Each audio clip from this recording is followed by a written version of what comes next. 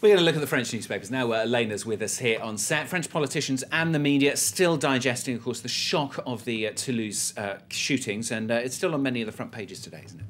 Yes, after suspending their campaigns, of course, last week in tribute to those who were killed in Toulouse, Nicolas Sarkozy and François Hollande started to stick the knife into each other over the subject of law and order after those shootings at the weekend.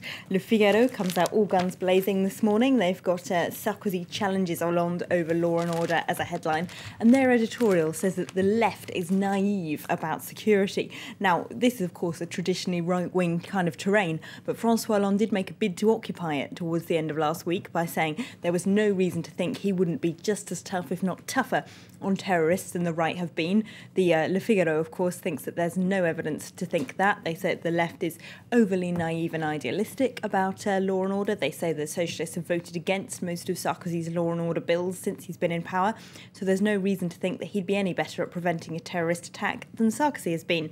Over at Libération, of course, they take a different view. Rather regal François Hollande waves to readers on the front page there.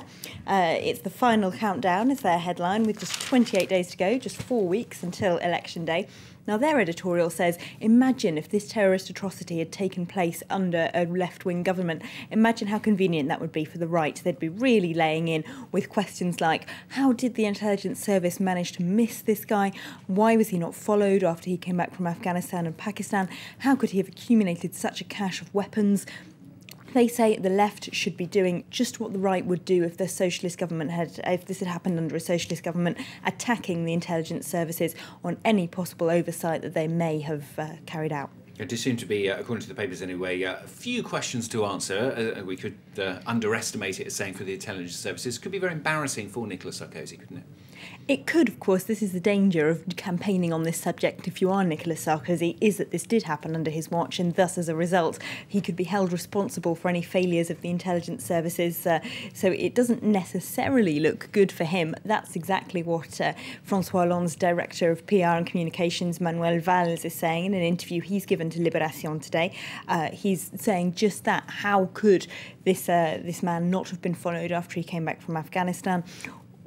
How did intelligence services manage to go so badly wrong? And he reckons this is just the cap of 10 years of a bad record of law and order from the Sarkozy presidency. He has statistics in there saying that assaults have gone up 31% apparently, and violent muggings by 28%. Law and order has, of course, been the trademark of the Sarkozy presidency. But according to him, at least, he's not actually doing as well as he says. And more potential embarrassment for Nicolas Sarkozy, because the paper's now talking about one of his weak points, seen by many anyway, his friendships with the very rich.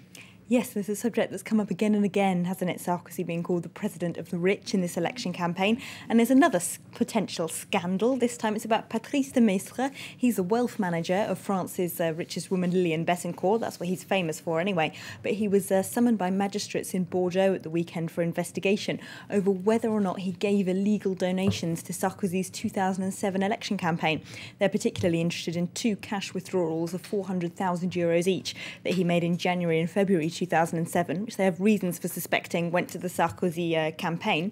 So that could be potentially rather very embarrassing. Now, the whole question of the rich and how much they should be taxed and how they should be cracked down on has become central to this campaign. Some bad news for those who want them taxed more in Le Parisien. They say a new EU law that was passed last week means that they now won't, if you are very rich and you leave France, you now won't have to pay taxes on your shares, whereas you used to have to rather. And L'Humanité also has been examining just exactly how much France's richest CEOs are earning. And some people do indeed seem to have done extremely well out of the Sarkozy presidency, as you might already have suspected. The Danone CEO, Franck Riboud, made €7.7 million last year, and L'Oréal's made 7.6 million. That's what the L'Humanité, of course, as a left-wing paper, would like to see put a stop to. Drop in the ocean. All right, Elena, thanks very much. There's Elena with the French newspaper review here on France 24.